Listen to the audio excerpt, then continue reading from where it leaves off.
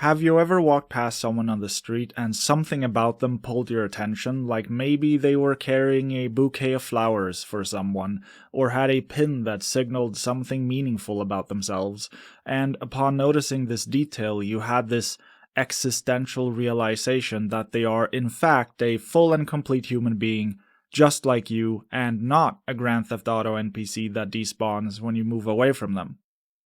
Well, that existential feeling has a name, sonder.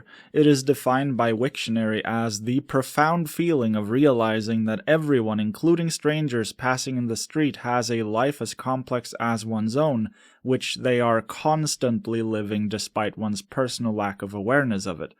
Sonder might be my absolute most favorite concept or complex emotion, because well, it's just fun, but it also demonstrates something about how humans function. We like to pretend that it isn't, but human thinking is quite linear. We tend to think in terms of here and now or then and there, but only along our own personal one-dimensional timelines or through tangible windows into other people's lives like news stories or YouTube videos, for example. Other people exist when their timelines intersect with ours, when their here and now or then and there meets ours, when we're in the same space, whether physical or digital. All other times they exist, I guess, but it's too big and obscure to fully visualize. I have enough trouble keeping my own life together, thank you.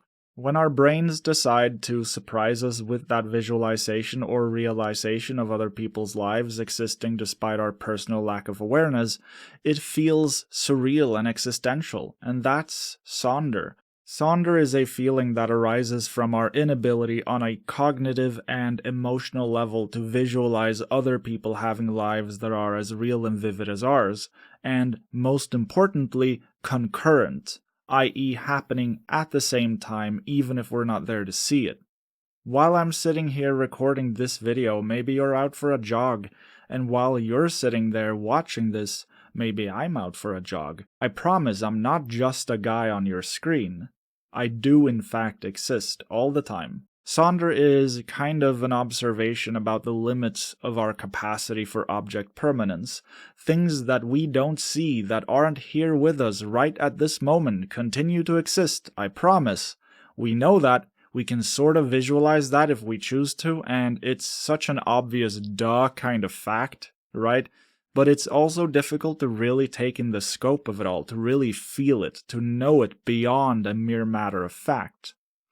Sonder is something humans have experienced forever. It's not new, but it's a complex feeling that you experience infrequently enough that there wasn't a word for it until just over a decade ago. Kind of like there wasn't a word for déjà vu until 1876 when it was first used by Émile Borra. I don't know how to pronounce that name. I'm sorry.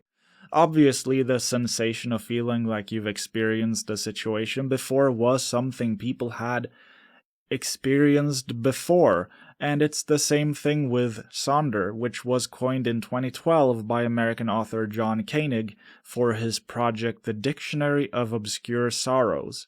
He wanted to come up with new words for emotions that lacked names already. The word sonder was inspired by the German prefix sonder, which is translated into special, and the French sonder, which means to probe. And I think this was a worthwhile project, because language is the lens through which we understand the world, and also the glue that binds us together. That's the power of language, that it can take an abstract idea and put a concrete label on it to help us understand it and understand each other. Before we continue with the second half of the video, I just want to say that you can help me grow this channel for free simply by subscribing, pressing the like button, leaving a comment down below, and if the video is still less than a week old by the time you're watching this, hyping it. I want to build an audience, but in a world that moves very fast, it's difficult to get noticed with pretty slow video essays that don't always deal with trending topics. I'd be eternally grateful for your help. Now, back to the content. In the year 2025, we are more connected to each other than ever before, but it is through the medium of screens, and we interact with the world almost like it's a movie. We see news stories and videos from around the world, and that does help make the world more concrete. We do care about what we see when we see it, because we know it's real. It elicits an emotional response because we know it's happening. When we see starving kids in Gaza, for example, that makes us sad and angry. It makes us want to change the world for the better, but it is still distant from us. So when we turn off the screens, that struggle with object permanence kicks in. Out of sight, out of mind. We know the genocide in Gaza is real, we know it's happening right now, but it feels more like it's happening when we turn on our screens and read the feed. We can pause it by disengaging, by putting down our screens. That's a fantasy that we have the privilege of engaging in, for both good and bad. Sonder kind of reminds us that the world exists even if we disengage. I think it's a neat feeling, although I'm also glad it's a rare occurrence, because if we really had to take in everything that happens in the world all the time, it would drive any of us mad, I think. But it's a good idea to be aware of this feeling and keep it in the back of your mind, to think about Sonder occasionally and remember that the world is there even if we unplug.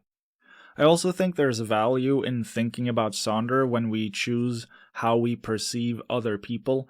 It's easy to judge other people based on the limited interactions we have with them when their timelines intersect with ours. That person was so rude to me that one morning, but their lives go on even when we're not there, and we don't know what might be happening in their lives when we're not there to see it. Everyone has these invisible burdens that they carry on their shoulders that we don't know about. Worry, stress, depression, anxiety, problems, concerns, trauma, bills that pile up, a family member who's sick, whatever. Life isn't simple. It's an infinite web of moments that intersect in ways we can't even fathom because we lack the brain power for it. We can only see what's right in front of us or behind us. For every moment we're part of, there are billions of intersecting moments that we miss. That's a very limited perspective, and Sonder can help us broaden that perspective by reminding us that there's only so much about other people that we get to see. There's a saying that no person is an island, which is definitely true in some regards. We're all part of society, etc. But in other ways, every single person actually is an island, a world unto themselves, full of nooks and crannies of secrets, thoughts, and feelings that are completely obscured from the perspectives of the other islands. It's important sometimes to remember that, and Sonder helps us do just that.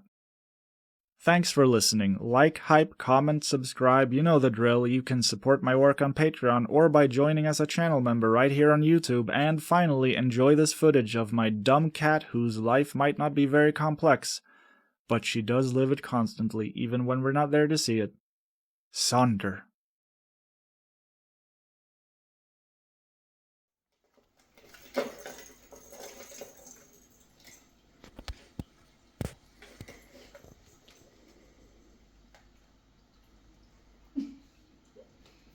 Hon bara, vad fan glömde du på?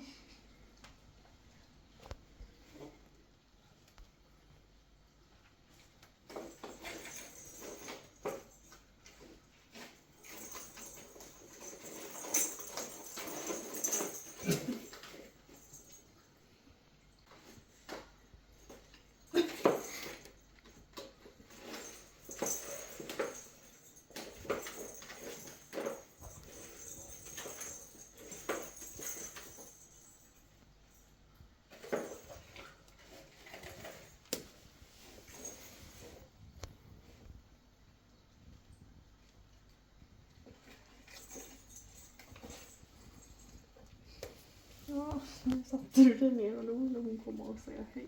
Och nu är sulan där jag bara, var den rolig?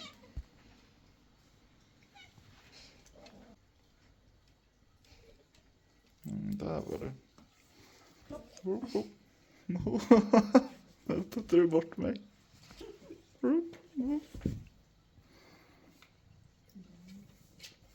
Galen miffla. I have the art project known as Miffles. Art Project Miffles. Modern art. You are modern art, Mythos.